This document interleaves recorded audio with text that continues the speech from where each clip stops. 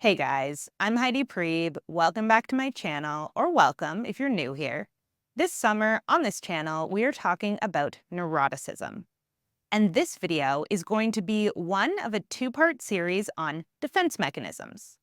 And the reason I want to talk about defense mechanisms is, first of all, because I think they get a really bad, kind of undeservedly bad reputation within the psychology community. So when we think of defense mechanisms, we tend to think of a person who is not living in reality, who's exploding on people, who's refusing to change their point of view. And while all of those things can definitely be true around how defense mechanisms show up, what we often don't stop to consider is the wisdom behind our defense mechanisms and the very important role that they're playing in helping us navigate the world in the absence of more accurate information. So what we're going to be talking about today is essentially how we come to form defense mechanisms, what they do a really good job at protecting us from, and how they actually help us to navigate our lives. And before we understand this, I think it's really hard to change our defense mechanisms because we're not going to be aware of all of the ways that they are serving us. So this video is going to build heavily on the last video that I put out on neuroticism. So if you haven't seen that one, I'm going to link it in the description of this video. You might want to check it out first to kind of get your head around what we're saying. But for those of you who have seen that, we're going to go into how neurotic feelings or neurotic patterns of experiencing our lives is a natural precursor to developing defense mechanisms. So we're going to look at this as a process. How do we end up in a place where a defense mechanism is our best way of navigating the world? Step one in this process is we develop a blind spot. So blind spots are something that happen through the process of what John Bowlby called defensive exclusion. If you've been around this channel for a while, that will not be a new term to you. But essentially, when we are very young, anything that it would be overwhelmingly psychologically threatening for us to integrate, our brains learn to repress on our behalves. Now, what would be overwhelmingly psychologically threatening to integrate? Usually, any type of information that would disconnect us when we are very young from our caregivers. So, for example, if your caregivers became very distressed when you were looking for emotional support, because maybe they didn't know how to give it and that made them feel incompetent, you may have learned very early on, if I show distress around my emotional needs, I get rejected. And to a child, being rejected by your parents gets logged as a survival threat. So what's highly likely to happen is your body is going to start naturally repressing your emotional needs on your behalf. So you develop a blind spot consciously around the fact that you need comfort for your emotional needs. You might truly start believing as you grow up that as long as all of your practical needs are met, that's kind of all you need. You don't think to check in on whether or not your emotional needs are getting fulfilled. Or let's say it's the opposite. Let's say you developed a blind spot around your need for independence. Maybe when you were a child, any steps you took towards asserting your independence and becoming a separate person from your parents felt very threatening to them. And so they would tend to subtly reject you in the areas where you were trying to differentiate from them. What may have happened as a result of that is your brain learned to naturally repress its own desire for independence. So as you grew up, you didn't naturally learn about setting boundaries and differentiating what you want from what other people want. It's an area that you just don't think to check in on.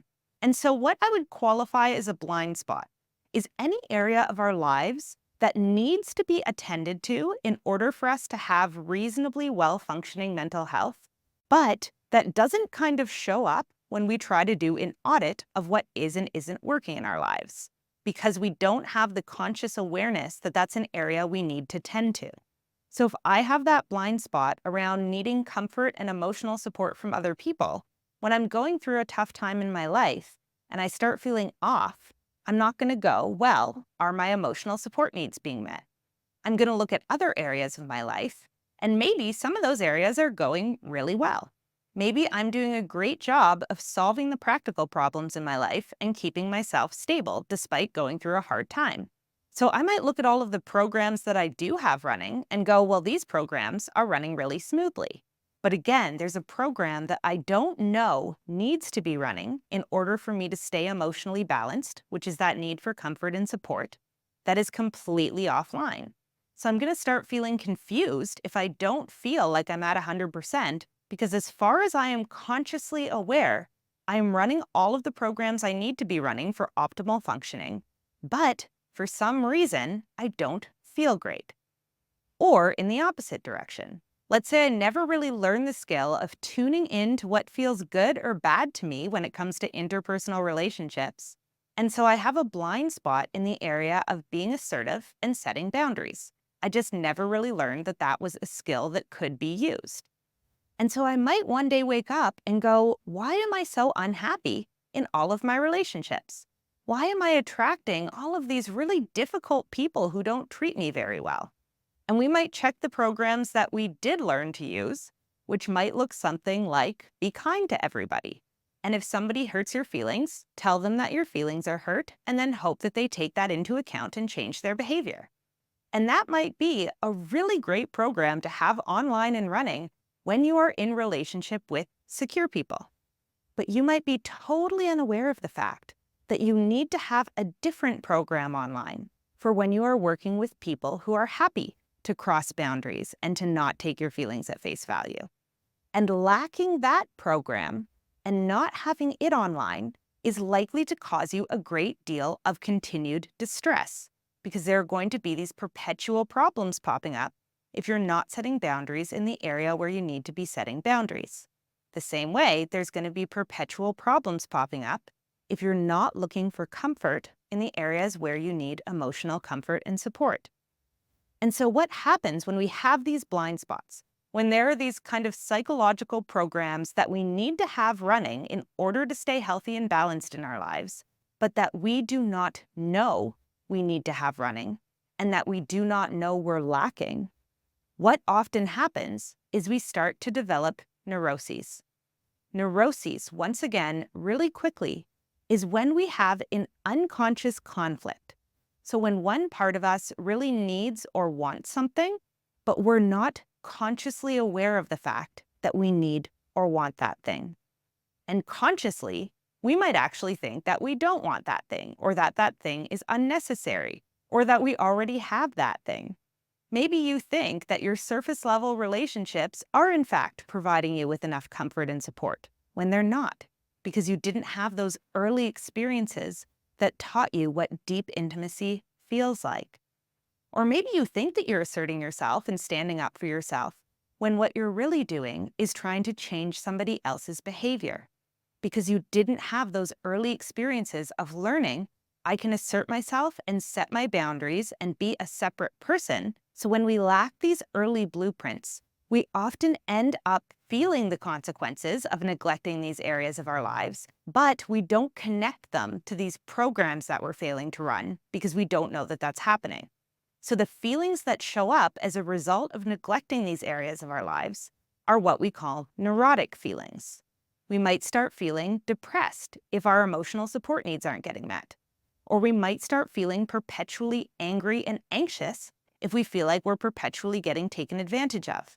But we aren't going to know why we feel those things. Because when we go checking our lives for problems, nothing's going to pop up on that audit because we don't think to check those programs. So I like to think of neurotic feelings as real feelings with the wrong attribution. So what I'm feeling is never made up, it's never coming out of nowhere, but I might not understand what that feeling is connected to in my external environment. So there's a mismatch between our inner worlds and our outer worlds. We're not clear on how those two things are impacting each other. So lacking intimacy and connection for long enough might lead us to feelings of depression, but we don't know why we feel depressed. It feels like it's just coming out of nowhere. Or not asserting ourselves for long enough and not setting boundaries in our lives can lead us to develop low self-esteem. Because when we are continuously not standing up for ourselves, the signal that sends to ourselves is, hey, you're not very valuable, even though that's an unconscious thing that's happening. And so we might have this perpetual low sense of self-esteem with no idea where it is coming from. Because again, we're going to check that programming and go, well, I'm being nice to everybody, so why would my self-esteem be low? A good person is someone who's nice to everybody. So it's tricky to figure out what's happening. But this can very often lead to a meta feeling. So a meta feeling is simply a feeling that we have about another feeling. So if I feel depressed, but I don't know why, and it goes on for a really long period of time, I'm likely to start feeling kind of anxious about that. Because maybe my life has a lot of demands that I need to be online and at full capacity to meet. But when I'm depressed, I can't meet those demands. So I might start getting anxious about the fact that I am depressed. And I might go, okay, I really need to figure out why I'm depressed so that I can get back to my day-to-day activities. Or if my self-esteem is really low, I might start getting anxious about the fact that I can't get myself to kind of go for what I want in life or seize the opportunities that I want to seize because I think so lowly of myself. So I might identify that this low self-esteem is something that needs to be tackled. But the problem is that I don't know where it's coming from. So I might start feeling anxious that I don't know what the solution to my problem is. And if this is something we experience frequently, so if we have a lot of neurotic feelings, which means feelings that we don't understand the attribution for, we might go one step further than that sense of anxiety as a meta feeling and start feeling what I call existential anxiety. So this feeling of, is my inner world connected to my outer world in any meaningful way, period? Or am I just crazy? Are my feelings and my thoughts even remotely rational and connected to anything? Or am I just broken? Is there just something fundamentally wrong with me? And all of the things that are supposed to make me happy for whatever reason just don't make me happy. Or all of the things that are supposed to make me calm just don't make me calm. And this kind of line of questioning is a very threatening and scary one for our psychological well-being. We all need, on a deep level, to believe that our inner world is connected to the outer world in some meaningful way. It is what gives us a sense of agency in the world.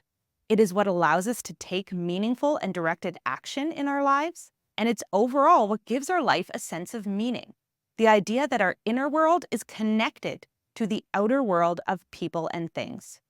And so if we have lost the plot on how those things are connected, because we have these blind spots that are creating feelings that we now don't know how to connect to the outer world, what we are going to do is try to find any way possible to connect our inner world to the outer one. So we are going to try to escape these feelings of anxiety or existential anxiety by employing the use of defense mechanisms. A defense mechanism can be thought of as the best sense-making we are able to do around a blind spot. So when I say sense-making, I mean if I were to give you a whole bunch of data points and ask you, can you try to figure out how these data points are related to each other? What you would be doing is searching for some way to make sense of those data points. Now, if all of those data points were actually relevant to what I was asking you to make sense of, you would probably come up with something pretty coherent. But if I was actually excluding a whole bunch of data points that were really relevant to the conclusion I was asking you to make, you would not be able to come up with a very good conclusion that resembled reality. You might be able to come up with something that kind of half resembled the truth. And this is what it's like trying to make sense of the connection between our inner and outer world when we have significant blind spots. It's like there's sets of data that are missing from the processing we're trying to do around something. So we can kind of think of the neurotic feelings we have as children. Children don't understand why they're feeling what they're feeling a lot of the time. They need parents who understand them better than they understand themselves to be patient with them, to hear them out, and to help them make sense of their feelings. So if when we're growing up, we have parents who are able to do that with us, what happens is we learn to do it for ourselves as we grow up. So we become our own wise inner parents, and when we're feeling something that we don't understand, even if it's distressing, we learn to be patient with ourselves, to be present with our feelings, to be present with the circumstances of our lives, and to try to make sense of what's happening. But if we did not have a solid model of that growing up, what we often do when we feel something we don't understand is move immediately to that place of panicking. And the reason why we do that is not a moral failing. It's because we may have given up hope on finding the real ways in which our inner and outer world are connected. Because maybe we internalize some things like, all of my feelings are crazy, or feelings in general are irrational and don't make sense. So instead of sitting with our feelings and listening to them and integrating what they're telling us, what we immediately do when our inner children become dysregulated is call in a babysitter in the form of a defense mechanism.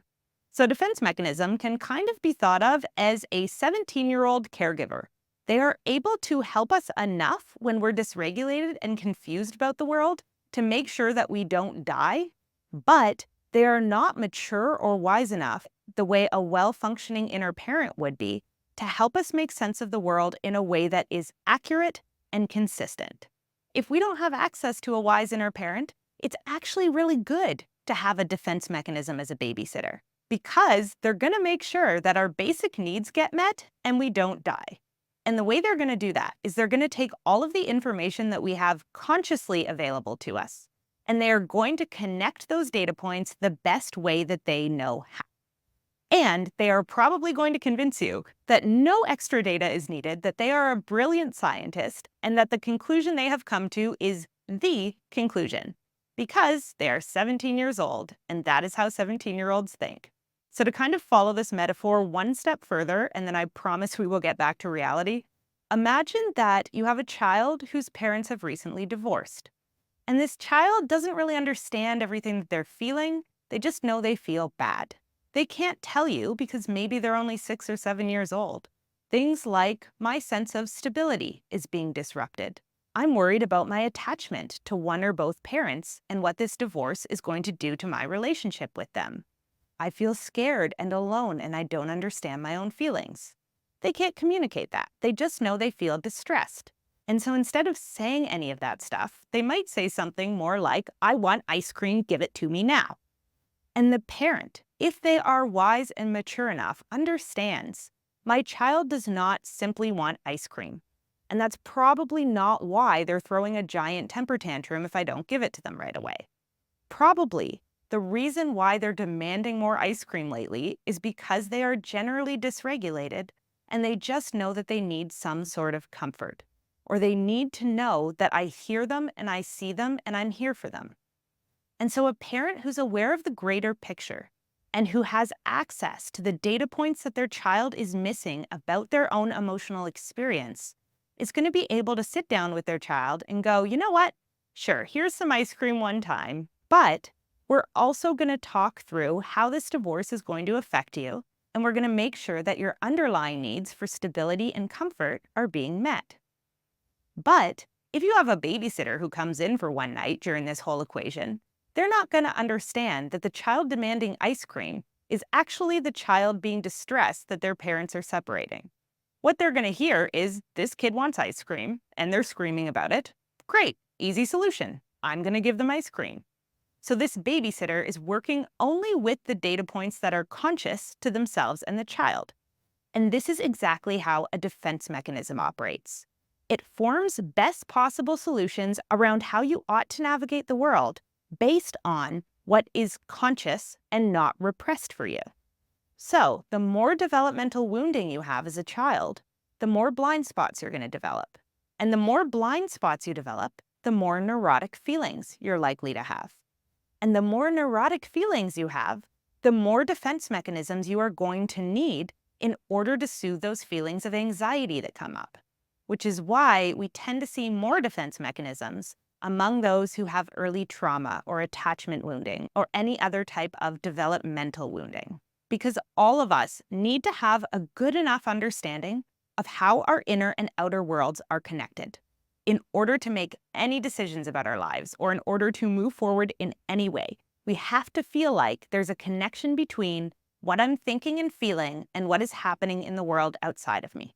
So defense mechanisms take all of the information that's in your conscious awareness when you find yourself in that state of anxiety or existential anxiety because you're feeling things you don't understand. And they're going to go, okay, I will make the best possible sense I can make out of this, and I will give you a strategy for making decisions and navigating the world, even if it is not the best possible strategy. And I will probably tell you it's the best possible strategy because based on the data I have available to me, I truly believe that's the case. Not knowing, of course, that there are data points you don't have. So many of us have many different babysitters that can and often do come online to take care of us based on what type of situation we're up against and the entire way that our own psychology is organized. But before we get into all of the nuances around this, which we're going to go more into in the next video, we're just going to start with one concrete example so that you start getting a feel for how this process happens. So we always start off with a blind spot. And this part's very important. Our blind spots are often the things that worked really well for us in our initial environment. So a blind spot is generally not something that is destructive point blank. It's often something that was once very adaptive for us. Let's say very early on in life, you developed a blind spot around being aware of who you like and don't like. So let's say you grew up in a household where your parents were incredibly sensitive to rejection by you, the child. So the average parent, when their child comes to that age where they start saying things like, I hate you, you're ruining my life, I wish I had different parents, they can kind of context that for themselves and go, you know what? I'm dealing with a 3-year-old or a 7-year-old or whatever it is.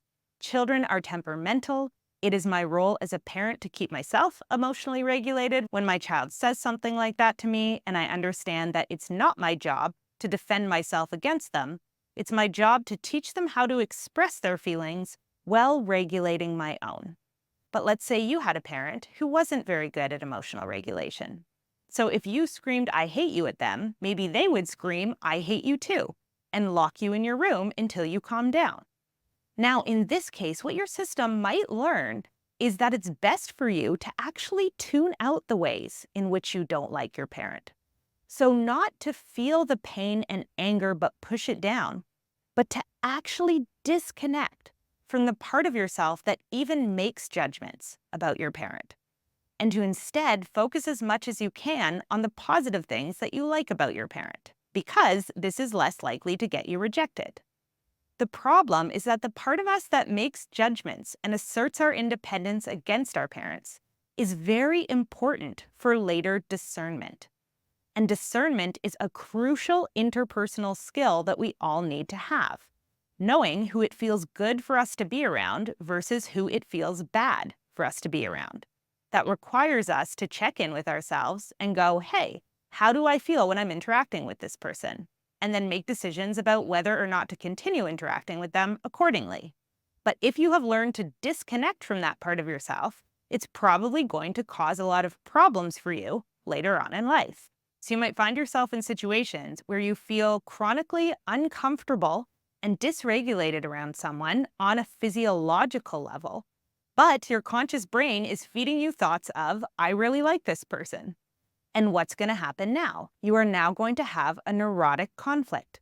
One part of yourself that is unconscious to you is going to be experiencing distress, but you're not going to be connecting that distress to the real situation. Because in your mind, you're just going to be thinking about all of the parts of that person you really like, because that's what your mind is trained to do. Ignore the discomfort, don't connect it to the fact that this person is saying or doing something in particular, and just think about what you like about this person. That's what once kept you safe, but is now causing you a new conflict. And so you might find as you get closer to someone who might be chronically dysregulating for you, you start getting confused because you feel uncomfortable around them, but you don't know why. Again, consciously, you think that you really like them and that's all there is to be known. And so probably you're going to start feeling stressed out. Like, why can't I understand what's going on here? Why do I feel so terrible inside of this relationship with this person who I super like? And in the absence of that wise inner parent, if you haven't learned to build that inside of yourself yet, a defense mechanism is going to come onto the scene and go, okay, give me all the data points you have in your conscious mind and I will help you connect them. And that 17-year-old who is so proud of their own reasoning might go, okay, here's what we're working with. I see here that you really like this person. And I see that you feel very uncomfortable around them. Well, here's something that I've learned in my 17 years of life. I know that often when people are uncomfortable in an interaction, it's because one person dislikes the other. But again, I see here on this data point that you've given me that you like them. You have no problems with them. So they must dislike you. And this is how we start the process of projection. And this 17-year-old is probably going to be really proud of themselves because they believe they've figured out the answer to what is going on here. Now, they may or may not be right. This other person may or may not dislike you, but they have now formed a hypothesis that does not negate any of the conscious facts that they have available to them about how your inner world, so this discomfort and anxiety that you're feeling, is connected to your outer world of other people and relationships and environments that you're in. And that in and of itself is going to feel initially quite soothing, because believing that we know how our inner and outer world are connected is very calming, even in the circumstance where we're wrong, because we don't know that we're wrong. And here's where it gets tricky. You have now been handed a hypothesis, and what we want to do when we have a hypothesis is test it out.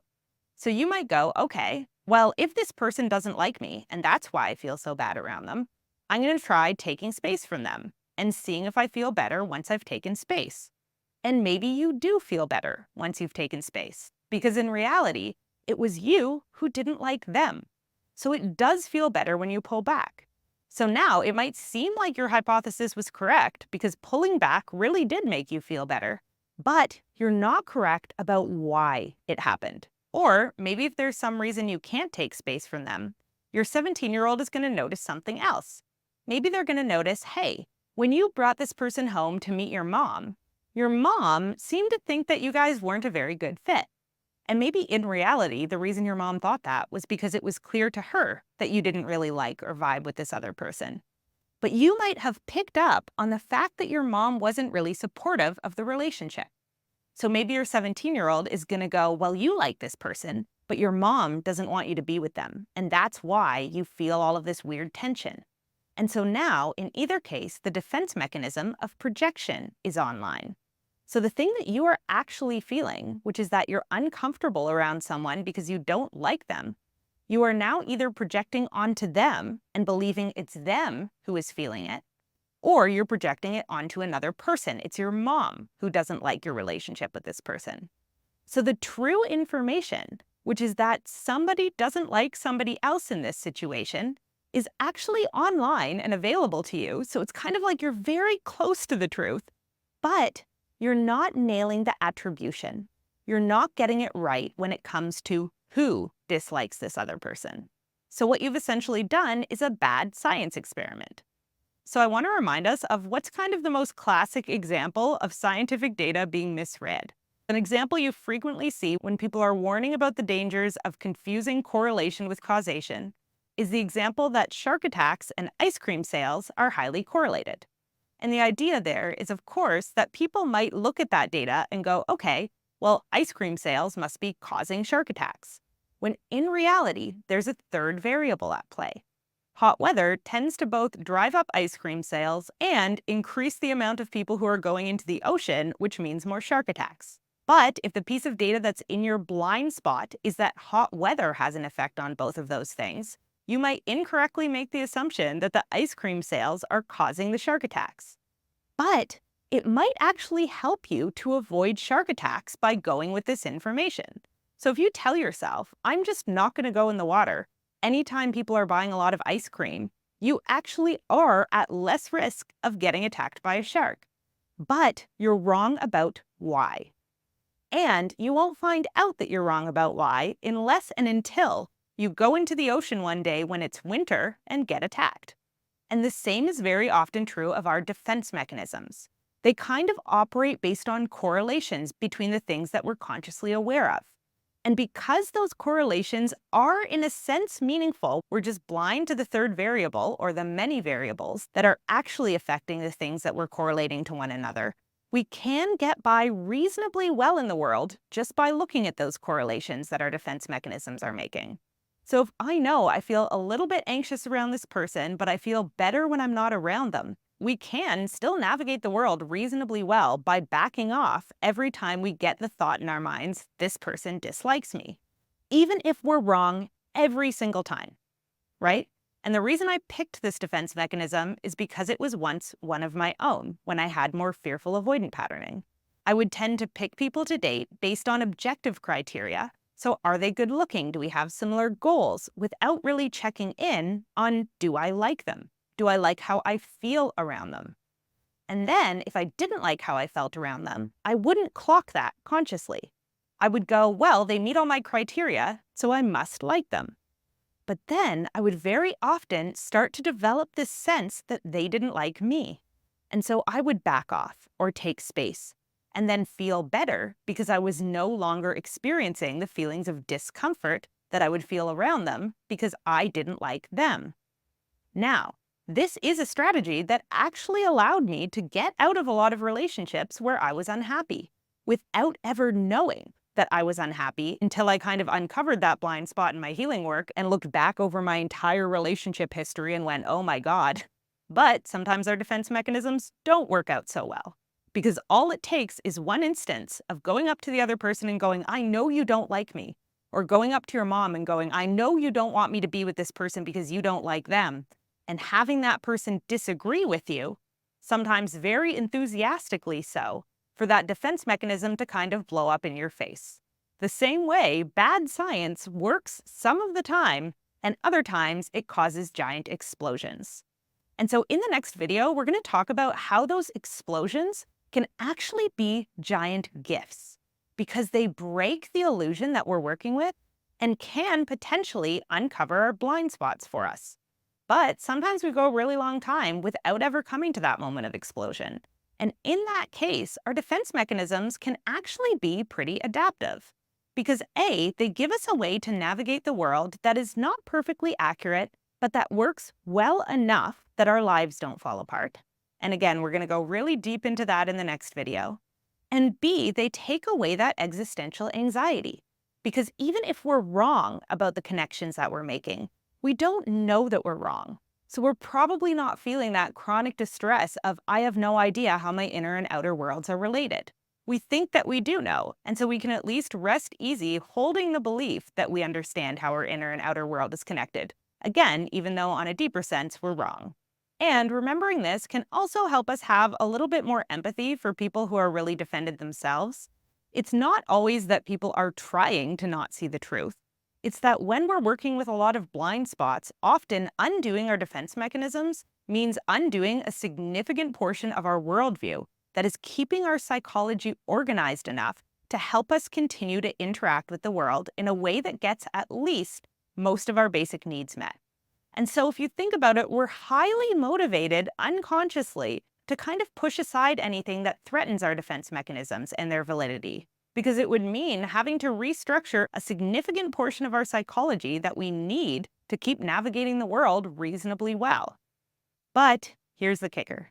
If we want to grow into those wise and reasonable inner adults who are really good at science, we have to first be willing to fire those 17-year-olds because they are way too confident, and the confidence they have in their own reasoning is getting in the way of us noticing where there are outliers in the data or where there are data points that directly conflict with our hypothesis. And if we want to grow into those wise inner parents, it means we have to be honorable scientists. We can't just throw out the data that doesn't work for us. We have to start looking at the contradictory clues in our awareness that suggest the world does not operate and that our relationships with other people do not operate exactly how we think they do all of the time, in order to arrive at a more concise and accurate view of reality and of ourselves. So a defense mechanism is what happens when we're trying to make the facts fit the data when it comes to how our inner and outer worlds are connected. And being a wise inner parent means keeping the research question of why we're feeling something that we don't understand open indefinitely until we can actually make sense of what's happening, and to be willing to run a lot of different studies until we're able to gather enough information to make sense of things in a coherent way. So this is how we start off the conversation of how do we undo our defense mechanisms? How do we start getting rid of them? And this is a question that we're going to answer slowly over the course of this series because there's a lot that goes into it. But the first thing we want to start with is just mindfulness around our own neurotic feelings. When we're feeling something we don't understand, when we're feeling something we don't know how to contain, when we're feeling something that is disrupting our ability to function, instead of going into that state of panic and going, how do I find any way to connect what's happening in my inner world to the world outside of me? We can go, this is a data point that there's something I don't understand and that I have a blind spot somewhere.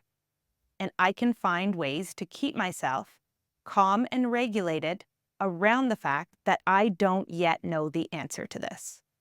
Maybe that means reaching out to friends and loved ones for co-regulation and support.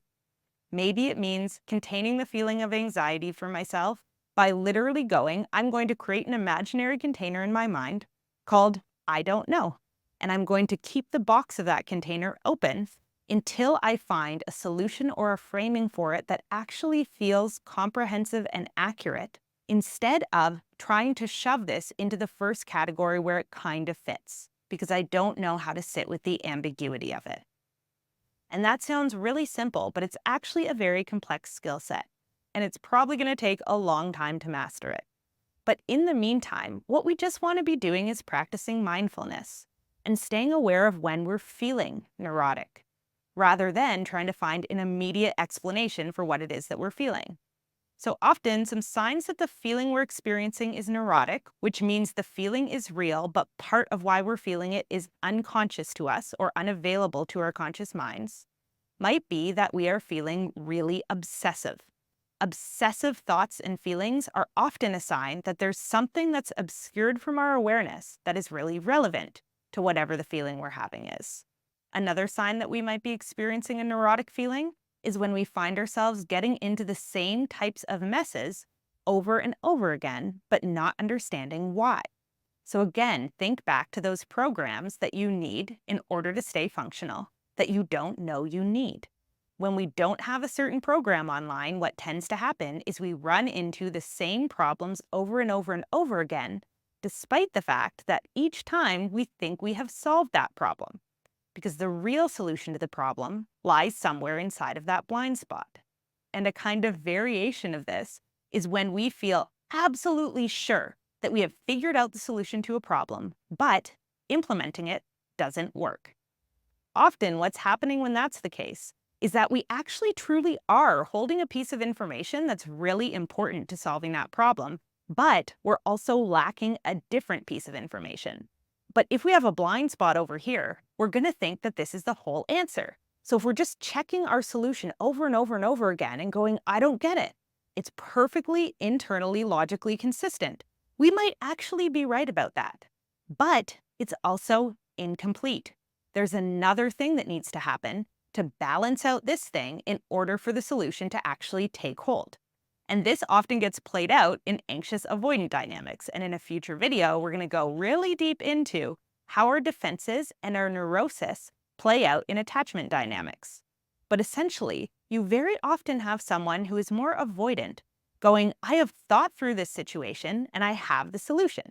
And if my anxious partner would just listen to my solution and implement it, it would actually fix our relationship. Things would genuinely get better. And it's not that they're trying, in most cases, to be hard-headed and stubborn. It's that they truly think that they have found the answer, and that if they could just get the other person on board, then everything would get solved.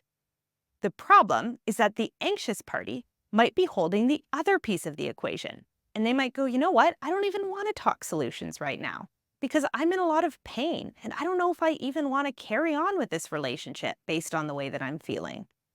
Now, the problem is that actually both feelings and solutions need to be centered and integrated in order for any conflict situations to make any progress. So in a secure partnership, if one person's holding the emotional pain and the other is holding the practical or logistical challenges and solutions, the reasonable thing to do is to put both on the table and work with both. The problem is that in anxious avoidant dynamics, each person's blind spot is the part that the other person is holding. So each party is actually threatened by the other person's contribution, and trying to knock the person's contribution or what the other person is aware of off of the table so that the part that they're holding can be the only thing on the table. When in reality, until both are integrated, you're probably not going to get to any type of sustainable solution to the conflict. And each one tends to feel so frustrated in the process because the avoidant party is over here going, I have checked my logic 1,000 times. It's rock solid. I'm sure I'm right. And their internal logic often actually is right, but it's incomplete. Same goes on the anxious side of things. The emotional needs and experiences of both people absolutely need to be centered, focused on, and integrated in order for the relationship to work. So they might go talk to all of their family and friends and get unilateral agreement that getting their partner to take their feelings seriously is going to help because it is. But acknowledging all of the feelings without also zooming out and looking at the relationship from a more detached lens is also not going to be sufficient to fix the problem. So both people are right about what they're holding, but not right about the fact that it's the whole solution. So this is another skill that it takes time to develop. The skill of noticing when you are right and yet your logic around a given situation is incomplete. Or when your feelings are valid, but your feelings are not the entire equation. But again, getting to those points where it feels like you should be at the solution, but for some reason you're not, are just another opportunity to notice that you might be missing data points, and that it might be time to reopen the question of what's going wrong and be willing to stay in that state of ambiguity for a longer period of time until you arrive at the more accurate explanation, rather than simply insisting that you have the answer when it's clear, based on the fact that it's not working when you try to implement it, that you don't. And this is another area, before we go, I just want to encourage us to have a lot of self-empathy around. Because in order to unpack our defense mechanisms, we first have to be in a place in our lives where we feel secure enough to do that. Because often unpacking a defense mechanism means uncovering a blind spot that might actually cause very significant disruption to our lives and to our relationships. And so there's a reason why we hold on to these things so tightly. So the first step is not to uncover every defense mechanism and do away with the entire structure of thinking that we're using to govern our lives. It's just to start practicing mindfulness around when we're in that state of neurosis or of existential anxiety, or when we're in that panicked state of, I don't understand what in my external world my feelings are connected to. The first step is just noticing that and understanding that it might mean we have some research to do. Now, in part 2 of this video, we're going to go into the next layer of defense mechanisms, which is that they tend to incur consequences. So when we go out into the world and start employing our defense mechanisms, once again, we're going to sometimes encounter explosions.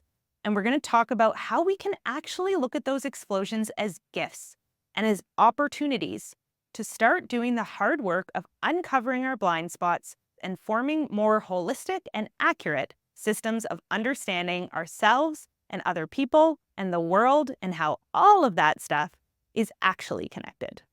But this has been a lot for today, so I am going to leave it at that for now. As always, any questions or comments that you have, feel free to leave in the comment section below. I love you guys. I hope you're taking care of yourselves and each other. And I will see you back here again soon.